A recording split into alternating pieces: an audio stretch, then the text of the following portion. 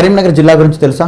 ఒకప్పుడు ఎల్లగందుల కేంద్రంగా ఉన్నదాన్ని 6వ నిజాం మీర్ మహబూబ్ అలీ ఖాన్ టైం పీరియడ్లో పక్కనటువంటి అరిపిరాలనే ఒక గ్రామానికి ఎల్లగందుల కిల్లేదార్ అనేటువంటి కరీముద్దీన్ పేరు మారుస్తూ జిల్లా కేంద్రాన్ని తీసుకొని రావడం జరిగింది. మరికొంతమంది కరీ అంటే ఏనుగులని, ఏనుగులు సంచరించే నగరాన్ని కరీంనగర్ అని చెప్పేసి అది కాలక్రమేణా కరీంనగర్గా రావడం జరిగిందని మరికొంతమంది విశ్వసిస్తుంటారు. ఇదే జిల్లాలో వేములవాడ చాళుక్య రాజు అయినటువంటి 2వ అరికేసరి కాలంలో ఉన్నటువంటి జినవల్లభుడు వేయించినటువంటి తొలి తెలుగు కంద పద్యమైనటువంటి కురిక్యాల దగ్గర ఉన్నటువంటి బొమ్మలమ్మ గుట్టపైన ఈ యొక్క తొలి తెలుగు కంద పద్యం కూడా ఉండడం జరిగింది.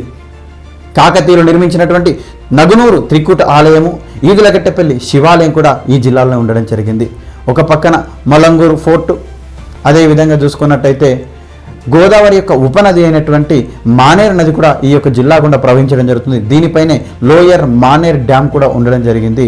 ఆ పక్కనే రాజీవ్ డీర్ పార్క్ అని చెప్పేసి ఇలా కరీంనగర్ జిల్లాలో మనకు అనేకమైన చూడదగ్గ ప్రదేశాలు కూడా ఉన్నాయి. మరి మీ జిల్లాకు సంబంధించిన సమాచారం కావాలంటే కామెంట్ బాక్స్లో మీరు మీ యొక్క జిల్లా పేరును కామెంట్ చేయండి.